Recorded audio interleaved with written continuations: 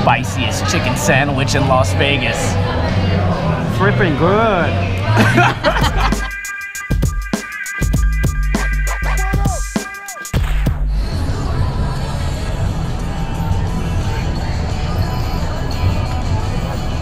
I was browsing through Instagram and I saw a post for this place that said it had the spiciest chicken sandwich ever, and there was a guy crying that looked a lot like Asian John. And we came together to see if either he was a bitch or maybe the sandwich is really that spicy.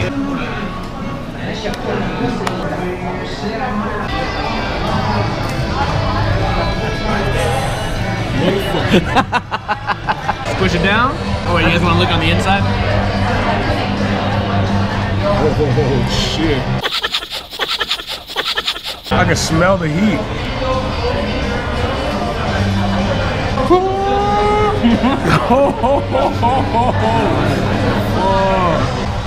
Oh yeah. Spicy. Oh yeah. Nothing like McDonald's. Life is treating you guys pretty well these days, huh? Hot for you yet? Look at these niggas. Buff Bagwell and Rikishi, look at that. You guys are not.